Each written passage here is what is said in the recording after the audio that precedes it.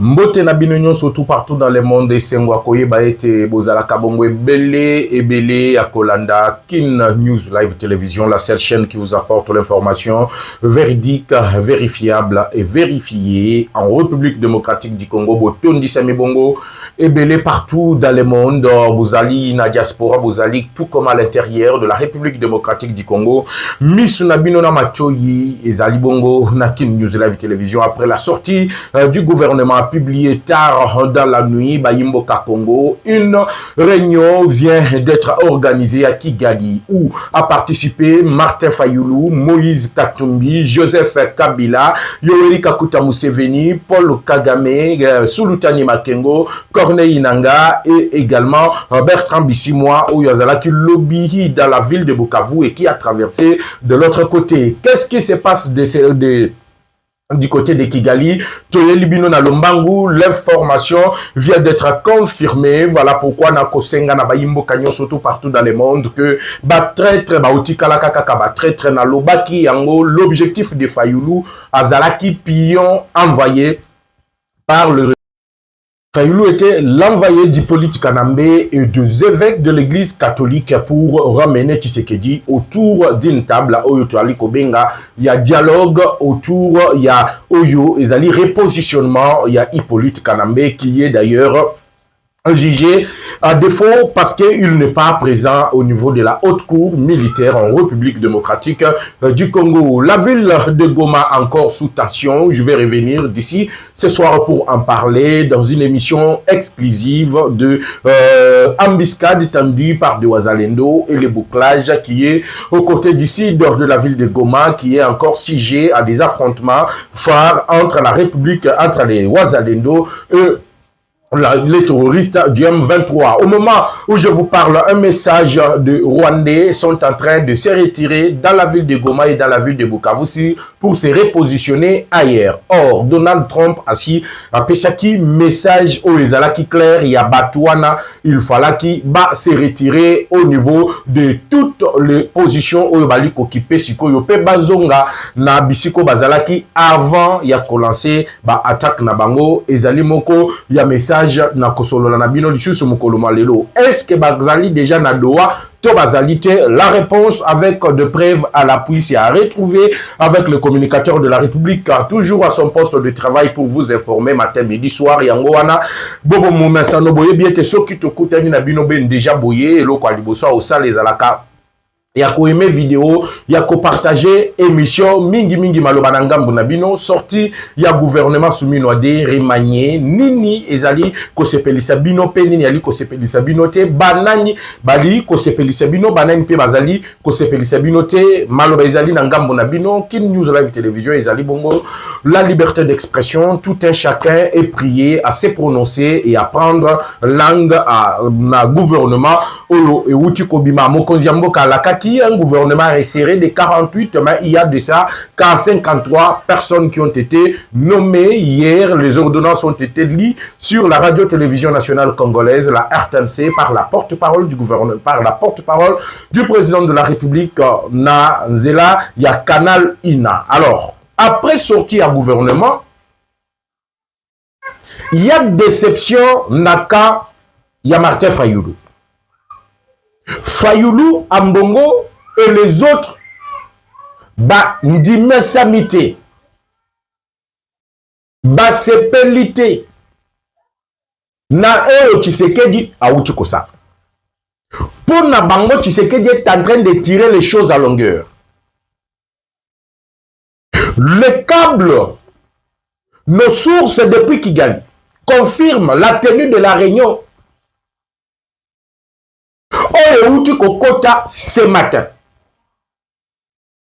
où Martin Fayulu a participé, où Fulgence Mouteba a participé, où Fridolin Ambongo a participé. L'objectif ici, c'est mettre la pression sur Tshisekedi d'organiser un dialogue inclusif pour le gouvernement où Outi Kobimaye Kota la Bangote. Et c'est le gouvernement ici, il y a dialogue inclusif. Voilà pourquoi Bomoni Batoa décidé na Batoa Lamuka, Bakota qui n'a réunion. Même si, avant que Mokonzi Mboka Yamba Batoa Union Sacrée, il a eu le temps de causer avec Prince Epenge, il a eu le temps de causer avec Devos Kito, Azali, secrétaire général à parti, il y a Martin Fayoulou, Tokobenga décidé. Peuple congolais, j'aimerais bien être un peu bref pour n'appeler Sabino détail à Makambutu et qu'est-ce qui a été préparé du côté de Kigali pour faire agenouiller le gouvernement de Kinshasa, notamment Félix Tshisekedi, a convoqué urgemment le dialogue. Et pour Nabango dialogue, wana mutua okambango zakaka ambong. Donc, ce qui ambong gote, attaque Tshisekedi a bengisi dialogue lelo, bango ba okota. Mais pour arriver à ce plan, bango ba lobine. Que mes vidéos, to partager mission, c'est très important. Beaucoup d'informations à retrouver par rapport à réunion wana.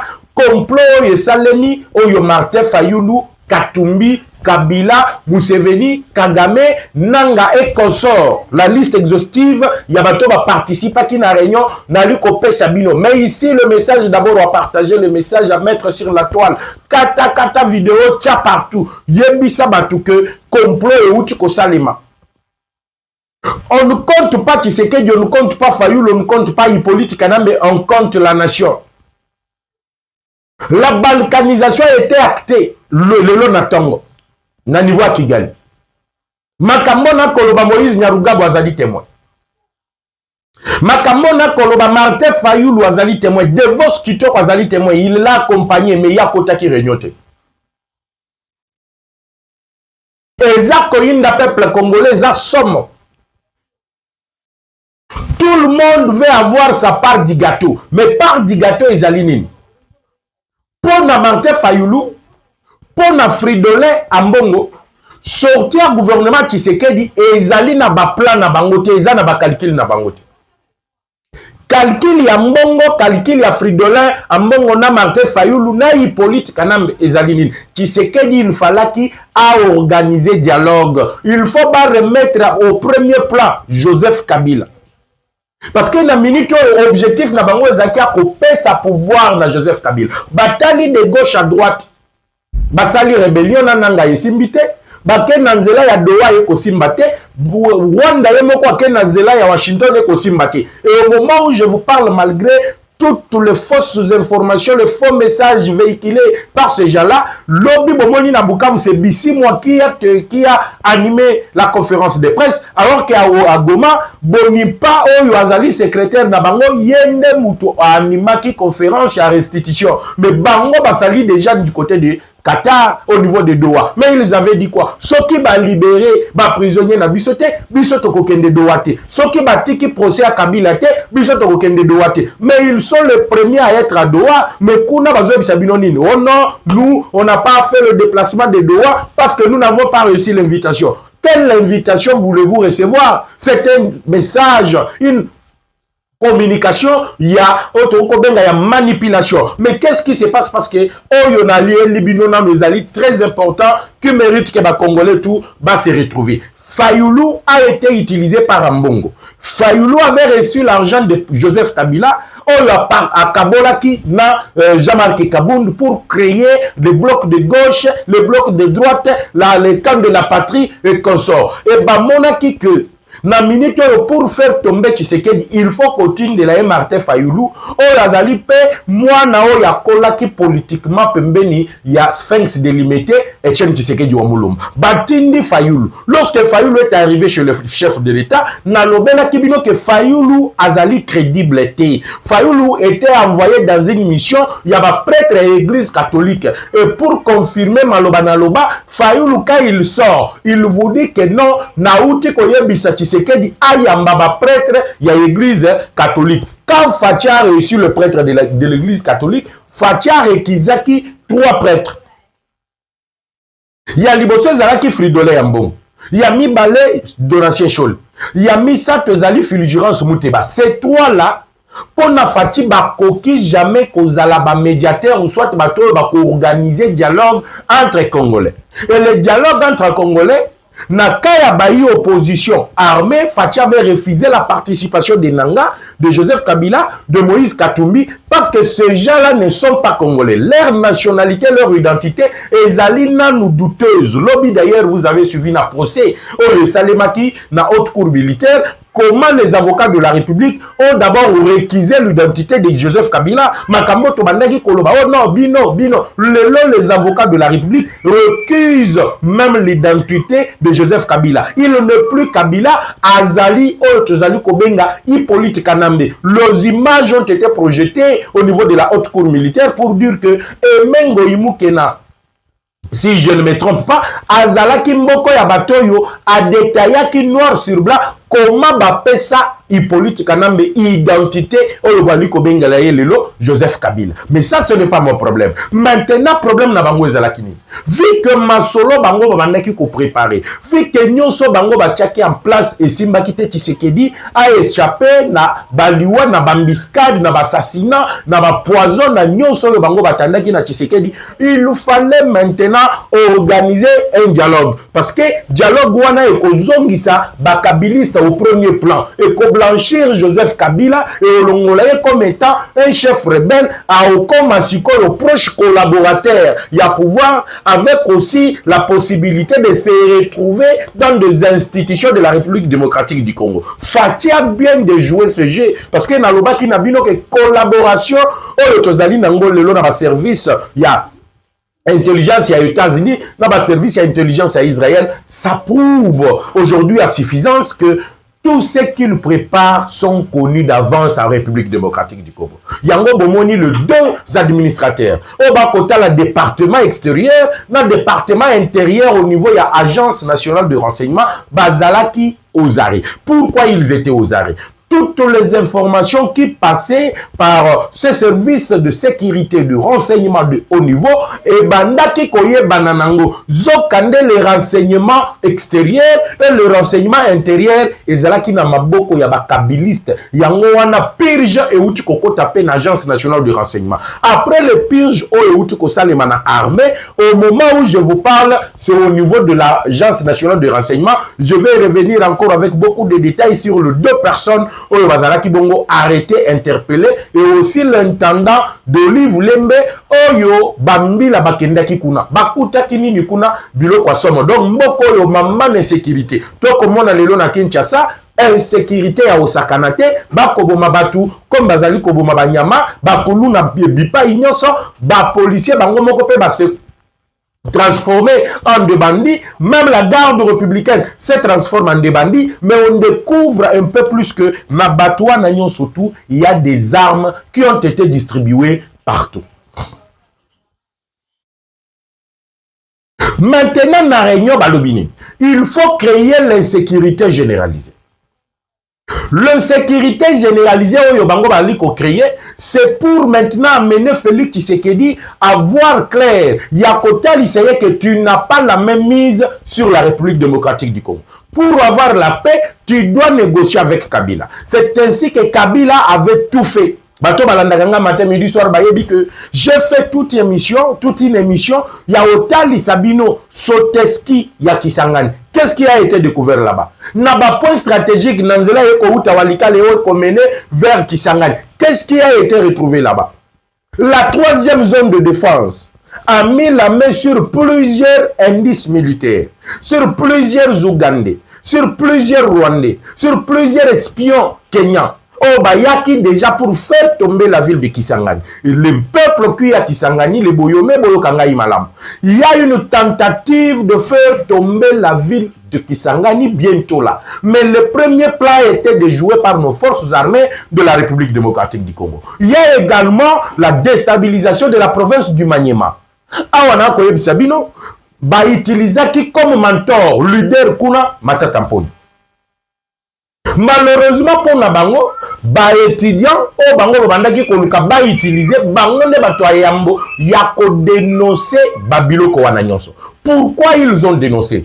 Baye ko comprendre que ils allaient un avantage Yabatata na Bangote Avantage, il y a un côté, mais il y a un avantage à Matata Mponyo, qui d'ailleurs a pris la poutre de Scampette. Il s'était réfugié dans l'une des ambassades ici et on l'a fait partir en dehors de la République démocratique du Congo, Nanzela, à Brazzaville, et de là, il est parti en exil. Et on aurait appris que Matata serait déjà à Kigali. Et dans cette réunion, on ne l'a pas permis d'abord parce qu'il n'a pas fait preuve. Il y a Pesa qui est comme Moussala, il y a Kokende ko recruter Batou, na niveau, il y a Manié, il y a Kindu, au niveau de Maniema, il y a qu'au déstabiliser la grande province du Maniema. C'est ainsi que la ville de Lubumbashi et le Haut-Katanga étaient également ciblés. C'est ainsi que les bateaux à Maniki devaient accoster à Kalemi.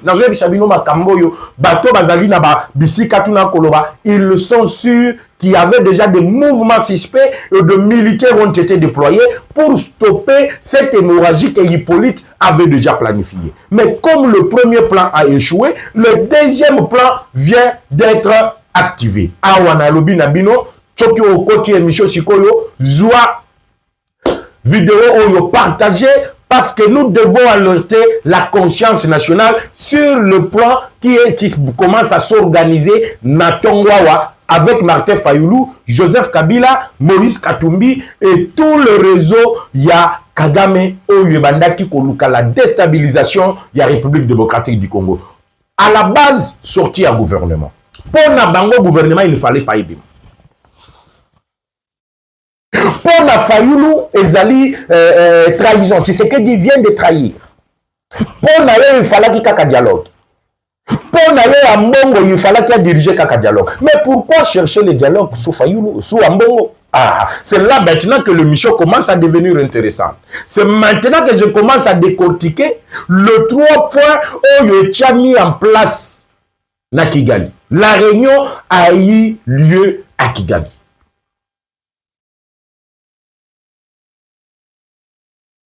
Comme le premier plan, au Batinda qui Fayoulou et Kokisamite, Kabila Lobby, il va faire une nouvelle rébellion. Nyarugabo place à Zazolenga. Alobi mais moi non makambuto ayeba kandengeni. Ya Rugabo. Na koye bisabino Nyarugabo les États-Unis ni ne komelaki. Poisonga directement kuna mbangu ya Osakanate, mbangweri le système de Mbangweri.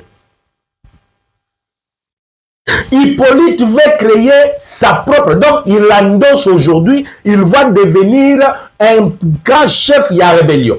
Martin Fayoulou batindi qui est Yobima, Kozalaka, l'armée, opposition armée, Yobima, Zala, opposition non armée. Tout ça, la symbiose. Mais entre-temps, on recrute les gens dans les grands bandundu. Nazoro Bamakambo, les gens qui sont proches de Fayoulou, oh, bazali dans le grand bandundu. Bangonde bapesi mission. Comme Bamobondo, jusqu'à présent, Baliko Sale le côté, bapesi bango mission. Il y a une gargaison qui arrive, Nazoro Bamakambo, Monsieur Jacquemaine Chabani, ministre de l'Intérieur. Kabongo, Madjavita, ministre de la Défense. Le service de sécurité et renseignement. Makambo Yona Koloba. Na matadi bientôt là, bateau moko kwa costé. Et ko ta France, Nazoro Babien. Et ko ta France. Et ko costé na matadi. Na kati ya bateau wana. Il y aura des manettes satellitaires 4 pour remplacer Oyobouta Kokam. Il y aura des dispositifs de communication Oyobako placé na Bandundu. Oyobako tia côté à Maluku. Moko bako tia ngo na port, bisiko bouti kolongola mususu. Pourquoi? Parce qu'ils veulent avoir le contrôle, il y a armée, circulation, tout ce qui se passe pour que l'armée ne puisse pas réagir par rapport à la rébellion ou Hippolyte Kana Bazali na Katia Kosal. Bazali na posa s'assurer que nous sommes sous contrôle. Et que Félix Tshisekedi puisse être surpris, à surtout surprise pas, Tshisekedi n'est plus président, soit arrêté, assassiné, soit amené en exil par force. Nakati Abato wana, il y aura des armes qui viendront de la France. Il y aura même des gendarmes, des sujets français. J'annonce d'ailleurs ici, Moussala Nabiso Tozali ba lanceur d'alerte. Nous lançons cette alerte. C'est ce qui a été décidé.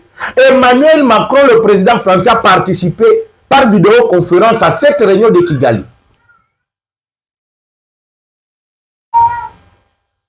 La seule zone où Yobango va s'inviter dans minute, c'est l'Équateur et le Grand Kasaï. Bayebi ke kuna bazali na balié ya makasité. Deli c'est Sanga qui devait s'en charger du côté du Kasaï central et Kasaï tout court n'est pas influent dans minute où kuna batutu bali koyo qu'il a été. Dans l'Équateur, bayebi ke tous les leaders de l'Équateur qui se que Azali na bango muto bakoka qui ko utiliser azala kité. Kabila na minute yo ya kashaki déjà. Il veut relancer ainsi, malgré ma cachette d'armes, Kabila décide tout de moins, il a commis ça la chef rebelle, il y a Mounene, il y a rébellion, il y a Kafou Kafou. Au communicateur, on l'a quitté. Ngayo Nakolo. Quand nous sommes outil dans le gouvernement, tu sais que dia outil ko publier. Mais gouvernement tu sais que dia outil ko publier. Makambango na koloba na ebisi bino prononcez-vous na makambo ya gouvernement. Gouvernement ebimi yo moni ndengeni. Julien Paluku auditionné na Otokobenga Conseil national de sécurité, cité na transbordement ya Minduki na Ituri. Bakangi ba commerçant, batangi Paluku, mais Paluku revient quand on a poste moko wana na même gouvernement. Est-ce que Fachi est en train de comprendre ce qu'il est en train de faire? Kabamba Wantum au côté de la industrie, Mazam Mouto bimisi 6 millions pour financer Soteski Baouti Kokangela Minduk. Alors que l'entreprise a été identifiée comme l'une des entreprises où Hippolyte Kanam Bazali majoritairement actionnaire. Pourquoi tout ceci? Le peuple se pose des questions. Au grand mot, on trouve le grand remède. Et quand on trouve le grand remède, il ne faut pas qu'on banga que non, Batwa Bukavu, Batwa Goma, Baosalaboye. C'est votre vie, monsieur le président de la République. Les conspirateurs, on ne le laisse pas en vie. Même ceux-là que vous avez arrêtés au Tchebango, la prison de Loana. C'est une prison qui n'a pas une haute sécurité.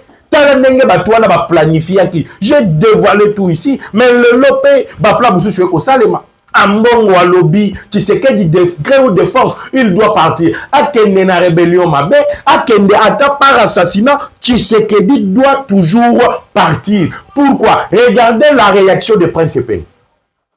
À lobby, gouvernement, il y a publication gouvernement Oyo. C'est une manière, il y a couturé à longueur. C'est une manière de gagner du temps. Mais faites attention, parce que Elokowana et Koluka le perte de vie. Est-ce que vous comprenez ce que réaction à l'Ibosso, il y a Prince Pengé, Oazali Moko, il y a Balobeli, il y a Martin Fayoulou, proche à Martin Fayoulou, qui a été réussi par Félix Tshisekedi. Alobi le lenge à Kosala Oyo. Ezali Kolukande Batubakoufa. Wana réunion Outaki Kosalem. Hier abimi à lobby. Bango balobi nini? Créons la rébellion. Mettons la pression. Tuons les Congolais. Mettons Tshisekedi contre Mir. Andi Makaka Bisonaye. Tozala na mesa moko. To partager pouvoir. Fayoulou était toujours un très bandakala. Nalobakanelo ko na batu babandaki ko comprendre pourquoi j'ai toujours insisté sur le cas de Martin Fayoulou. Le nazo ebisabino Fayoulou est parti vendre la République. Fayoulou vient de trahir la nation pour la énième fois. Fayoulou a trahi l'histoire de Fayoulou, l'histoire politique de Fayoulou. Bon, au moins que c'est de trahison sur la trahison. Aujourd'hui, félicitations au chef de l'État qui n'a pas compris, qui n'a pas cédé Nabamakambo Fayoulou Ayaki Kochaye Namatoy.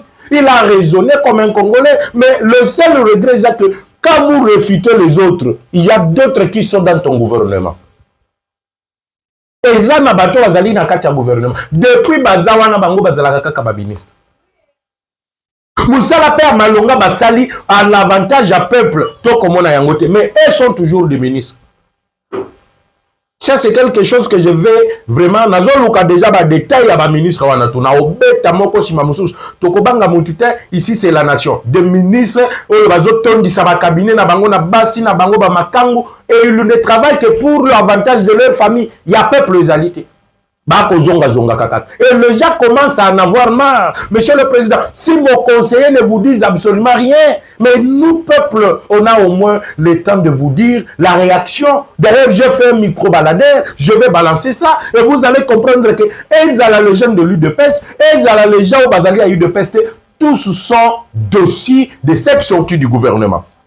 Tant que gouvernement, na Kigali, ils ont décidé sur ta mort.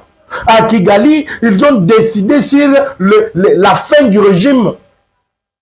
Kabila sera président, Fayoulou sera son premier ministre. Et ceci, la constitution, on va faire une autre constitution. Ce qui Kabila les lois du pouvoir, Babomi constitution, oui. Basali constitution, Moussous.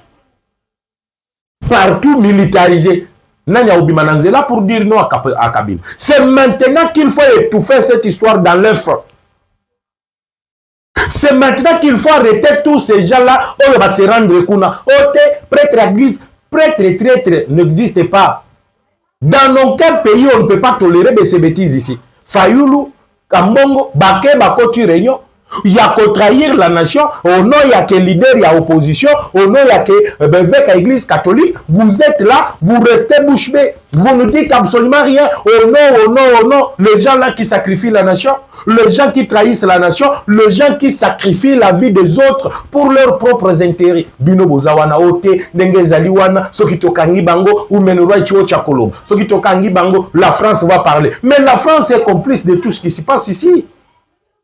Depuis qu'on tue les Congolais, qu'est-ce que la France a déjà fait? Au Mathieu Kiti Penza, la France a déjà fait quoi? Le logo Mayangwane Yindi. Goma et Yindi. M23 lobby. Toko se reculer. Bango il faut pas reculer. Toko créer zone tampon. Wanyanya. Donald Trump dit que l'M23, selon ce qui s'était convenu, il faut balongwa. L'ultimatum a été donné. Et qu'est-ce qui se passe à Goma et comme Sikolo, tous les alentours de la ville de Goma, le Wazalendo attaque. Pe bazali kosala ba dégâts. Na lobi bien vous allez belé deuxième émission Kolanda Kalamingite. Dégâts sur dégâts. Partagez l'émission Boton du Samaïbélé. Après le nord, c'est maintenant au sud. Muguga bisika oyo ba réfugié bandaki ko ya ko se réfugié wana. Le gouverneur c'est abruti, il y a M23, à Lobino, la ville de Goma aura 4 communes, Balobi Nini, Yozanani. Rwandais, tu veux subdiviser la ville de Goma? On a attaqué au nord, aujourd'hui quand je vous parle là, je recense le bilan. Goma Moto Zalia Kopela. Tous ceux qui ont été commis à la garde, ils ont été tués par les Wazalem. Baye siko na moya wa kosala nini ote toke yu bouclage. Il boucle maintenant le jeune. Oh baye bien le côté. Les Wazalem sont tout aux alentours na bango ba encercler bango. Ils ne peuvent pas intervenir militairement avec des armes pour baye que ba oh ya bango bazaliwan. Un colonel M23 encerclé également par le Wazalem. Nazo bisabino ke nyonso zo baluka. Et ko baluka oui, toko sepela. Dieu est avec nous.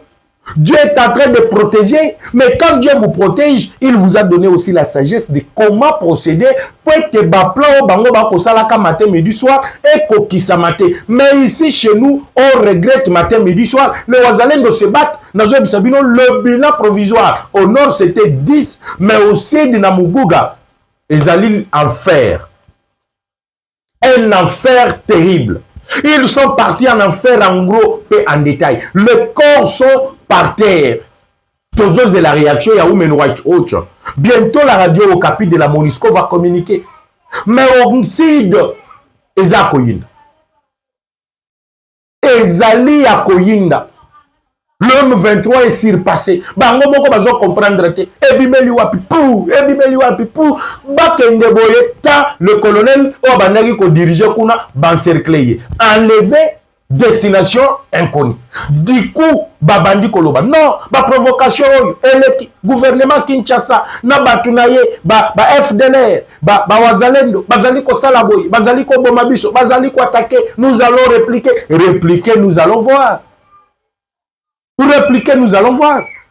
bazalendo balobaki makambo boko signé na Kinshasa pona bango ekotala bango te po bango bazali population bazali peuple pe bazali prêt ya ko se défendre le lomo que komi kopela partout bango boko balobi nini un communiqué circule déjà au M23 lobi non to kotika kaka ba policier ba militaire tout ba olongwa Goma ba olongwa Bukavu et M23 komi lobela ye moko bon ote le problème ce n'est pas des militaires c'est aussi non dites aux gens que l'ultimatum de Donald Trump a payé Kibino et comme Kokokisa. Ils sont coincés. Bamemi bango contre mir. Tala makambo ye komi kokome là-bas. Bayimboka Congo maton de mingi. Na kokuta na nabino. Pona kolobela sikoyo makambo yo ya ville ya Goma. Bilan total ya oyo e utuko salema. Na Butu. Lelo dans la ville de Goma. Que la percute nos esprits et que Dieu bénisse la République démocratique du Congo. Restez toujours branchés sur votre chaîne. Ceux qui s'abonnent qui n'ont noté, prière de continuer à vous abonner parce que ici, c'est l'information en gros et en détail. Je vous retrouve tout à l'heure sur la même chaîne avec le même plaisir. Ciao.